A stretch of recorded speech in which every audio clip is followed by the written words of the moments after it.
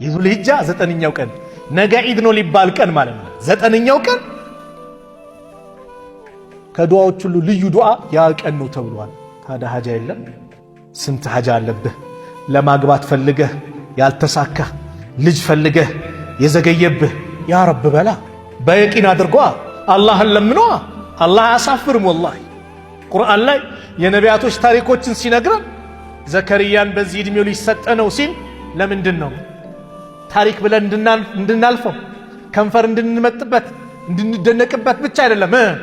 ወከዛሊከ ነጅዚል ሙሕሲኒን ሙሕሲኖችን በጎ የሚሰሩትን እንመነዳቸዋለን አለ አላህ።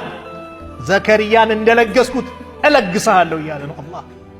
ኢብራሂምን ዕድሜያቸው ሄዶ ከሀጀር አላህ ለገሳቸው። ኋላ የመጀመሪያ ሚስታቸው ሳራ ኢስሐቅን የለገሳት ኢስማኤል ከተወለደ ከ13 ዓመት በኋላ ኢስማኤልን ለነቢዩላህ ኢብራሂም ሲለግሳቸው 86 ዓመታቸው ነበሩ። ኢስማኤል ማን ነው? ኢብራሂም። ዘከርያ ያሕያን ሲለገሱ ዕድሜያቸው 100 ነበር።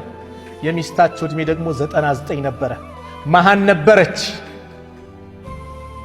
አላህ ሲለግስ በካልኩሌት አይደለም። መርየም ጋር ሲገቡ በበጋ ማይገኘው ምግብ ያገኛሉ፣ በክረምት ማይገኘውን ያገኛሉ። ከየት ነው ይሄ ብለው ጠየቁ። ይሄማ ከአላህ ዘንድ ነው።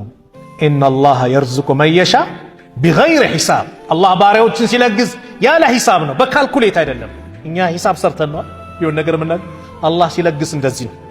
ስለዚህ ዱዓ የምናደርግበት ነው። ሁሌም ዱዓ ማድረግ አለብን። ያን ቀን ደግሞ በልዩ ሁኔታ ያ ረብ እንበል።